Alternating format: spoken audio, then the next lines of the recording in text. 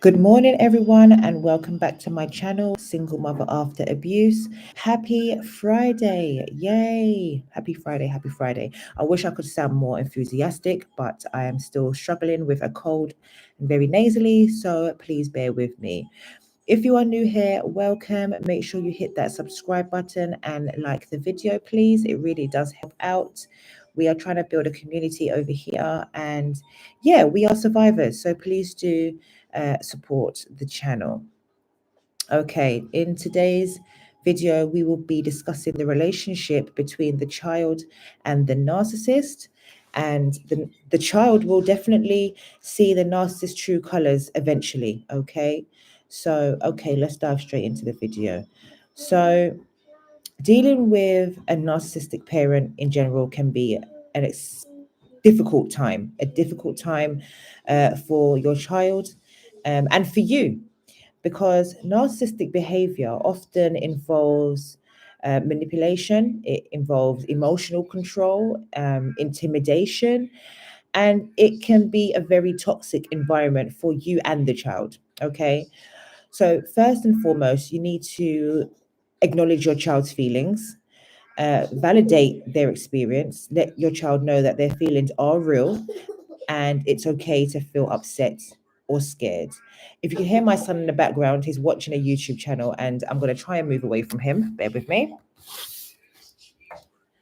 He likes me to be present. That's why if he doesn't see I'm in the room, then he will go crazy and start crying. Okay, so sometimes just being able to express your child's feelings can help them feel supported and feel less isolated. So encourage open communication. Let your child know that they can talk to you about their experiences. Reassure them that you are there to listen, and they won't be punished about sharing how they feel. Okay, so it's about ensuring that their emotional safety is key by creating a safe space. Provide consistent, nurturing environment. Can't even pronounce my words for your child, and definitely model healthy boundaries. Help your child understand that it's okay to set boundaries with others, even their parent. Teaching them that it's acceptable to protect their own well-being. Okay, and especially if you're dealing with someone that is very manipulative and can gaslight the situation. Okay, so yeah. um One thing I will say as well, do not slag off or badmouth the other parent in front of your child. You have to stay neutral. I know it's hard, but you have to stay neutral. It's tempting to want to explain or vent about the narcissistic behavior that you are experiencing also, but try not to badmouth their father. Um, Children, especially if they're in contact with both parents, can feel torn between loyalty to each parent, which can confuse the situation and can cause anxiety in itself. So try not to badmouth the other parent and focus on their feelings, not just the person. Instead of saying things like, "Oh, dad's an idiot, dad's a jerk, oh, your dad's this, your dad that," focus on how their behavior is impacting your child. For example, I can see that his actions hurt you. It's not your fault, and you deserve to be treated with love and respect. So that's important. Okay, word it like that. I can see you're upset. I know that daddy's actions hurt you. It's not your fault, and you deserve to be treated with love and respect. Mummy is here for you. Okay, my child at the moment is experiencing anxiety about spending overnights at her father's house. But you guys that know my channel, you know this already. Make sure you watch previous videos that I have uploaded. My child is just feels uncomfortable at her father's house, and that's due to him never being there. So what he does a lot of the time is pick her up from school, because that's what the court order states, for him to pick her up on school fortnightly on Fridays. So pick her up from school 3:15 and then have her overnight and then drop her back to the mother, which is me, at 3 p.m. on the Saturday. So that's what the court order states. What he does is, because the narcissist never sticks to the court order, okay, and this has been going on for years, what he does is, because he's got a partner, we'll call her new supply, right? He picks up our daughter fortnightly on the Friday, sometimes, and I say sometimes because, like I said, he never sticks to the court order. Sometimes he just won't communicate. Sometimes he'll just leave her there in the playground, and then the school's calling me to pick her up and say, oh, your child is still here, and it's like 4:15. No one's communicated anything to me. But anyway, or he'll go on a holiday and not tell me. And yeah, but that's another story in itself. So let me get back to the real. Right. So what he does is he picks her up fortnightly on Friday, and then he'll take her to the house that he shares with his partner, New Supply, and go to work. Now, the narcissist is self-employed. He's self-employed, and he has made the choice to go to work. Please like the video and subscribe, because I'm giving you the realness here. And he goes to work. He chooses to go to work rather than spending time with his child. So he leaves her with the New Supply, comes back early hours of the morning after he's finished his shift, sleeps, and then brings her back to me on the Saturday. How do I know this? My daughter talks. My daughter's old enough. She's now 9. And this has been happening for years. Bearing in mind, the father does not pay me any child support whatsoever. No child maintenance. If you're in a different country, no child maintenance. I get 0. But he's a self-employed Uber driver. So this narcissist of mine is a bit of a joke. Okay, I'm just going to say it. He's a bit of a joke. He doesn't spend time with his child. And so the relationship is not there. So he has promised her many times, I will get you a drawer. I will get you a drawer, with belongings in it. He's been saying that for years, and he's never once got a drawer in his house for my daughter. But his other daughter, because they have a child now, the narcissist and the New Supply. She's 7. And they have another child as well who I think she's turning 3, right? Bearing in mind that all their toys are in the house, all their belongings.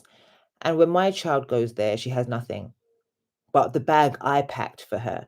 But if I don't pack a bag, my daughter has nothing. She has no toothbrush.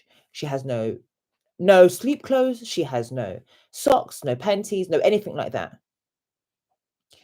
So it's now my job to create safety and comfortability for my daughter. And this is what I plan to do. I'll continue to do going forward. Okay. So even now, I spoke to my solicitor yesterday, and she was like, I expressed to her that my daughter is sharing a single bed with the 7-year-old. And my daughter is always complaining that her back is hurting her and she's not comfortable. Imagine in a single bed, you've got 2 children that are growing. And my solicitor said to me, I know how hard it is, but because there's a court order, you have to. I mean, we've put in an application now to vary the order or cancel it. And my solicitor was like, look, he ain't spending time with the child. You're better off doing monthly contact at this point. Once a month, you see the child daily, in the day. And I was like, yeah, that's perfect. Because my daughter has expressed to me that she doesn't want to do overnight since she was 3. 2 even, that she didn't want to go to daddy's house, right? She's now 9. So they are sharing a bed, and my solicitor said to me, look, just to make sure that she's comfortable, you're going to have to buy a blow-up bed. And again, out of my expenses, it's always me providing. But my focus is my child and how comfortable I have to make sure my child is comfortable. That's just what it is. That's just what it is. And that is for my own happiness. I want to know she's okay. So I will provide a bed, a blow up bed for my daughter, and she can wrap it up and then bring it back home on the Saturday. I remember one time, because my friends and family were saying to me, don't pack her with a bag. Don't pack. I don't care what you say. Do not pack your daughter with a bag. He should be providing. He only has her fortnightly, twice a month. Why is he not providing anything? He's basically just a chauffeur from the school to his home, to my house. Do not pack her with a bag. So one time I didn't pack a bag, and he brought her home in her school clothes on a Saturday. Broke my heart. I said to her, did you do anything with daddy? Yeah. This time he took us cinema. By us, she was talking about the 7-year-old as well. Took us cinema. I said, okay, that's good. Yeah, but daddy told me to wear the 7-year-old's clothes. And I said, so what did you have in your feet? Because I know she's not the same size foot as you. Oh, daddy said I have to wear my school shoes. Shocking. Absolutely heartbreaking. The children will see that the narcissist doesn't care. How hard is it to buy your child some clothes and keep in your house? How hard is it to buy your child a toothbrush? How hard is it to just be physically there, emotionally there for your child?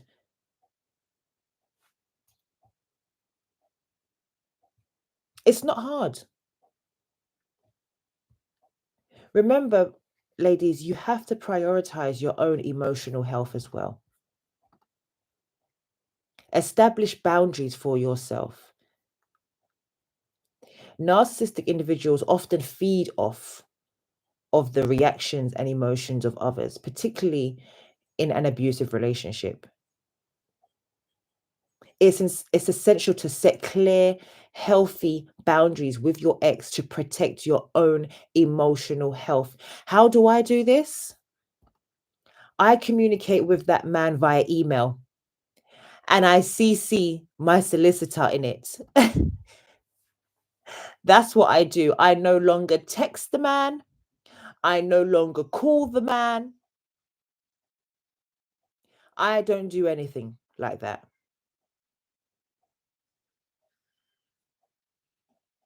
I have limited direct interactions. I'm not going to be tied into this emotional manipulation. I am not in no one's triangle. I'm not in that man's triangle with him and his new supply. I'm not doing it. And seek support for yourself. Make sure you're receiving emotional support, whether that's therapy, support groups, confided in trusted friends and family members. Not everyone will understand what you're going through. I remember when I first spoke to my cousin about this, about what I'm experiencing with this man, my ex. And she said, that sounds like narcissistic abuse. And I said, what's narcissistic abuse? Started researching. I was like, oh my God, what is this? I felt like I was on an alien planet all these years, and I never knew what narcissistic abuse was. It's only when I did my research, I was able to identify that this man was a narcissist. Tick, tick, tick. He ticked every single box. Every single box, even down to intimacy. I shouldn't even say intimacy because it's different to sex. Even down to sex. This man would withhold sex, but this is not the video to discuss that. I actually have a video on the narcissist and sex, so please do check it out. Not everyone will understand what narcissistic abuse is. And it can be very isolating to be in a relationship or co-parent with a narcissist.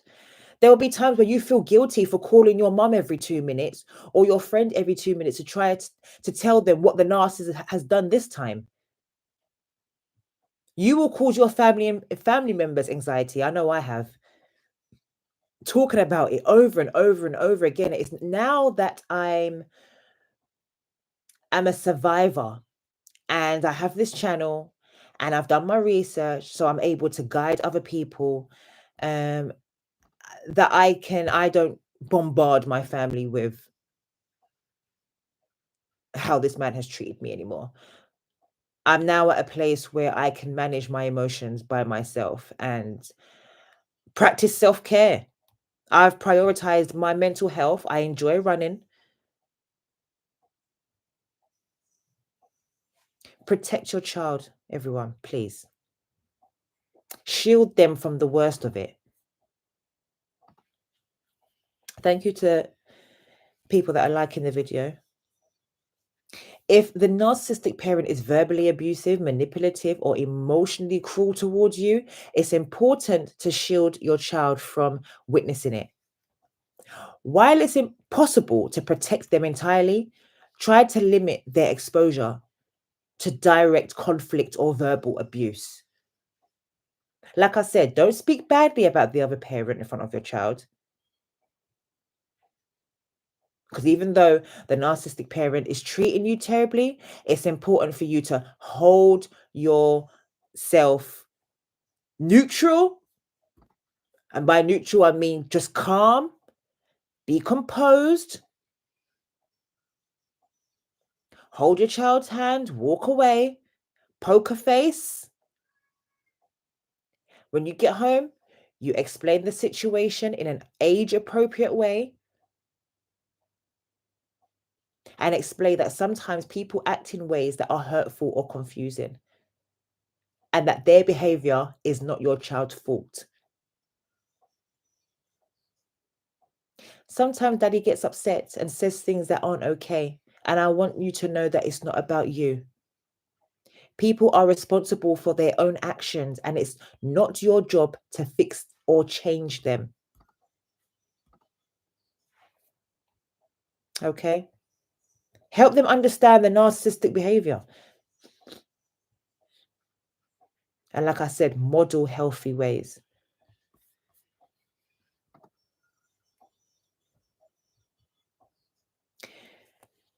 Thank you to everyone that has joined the live.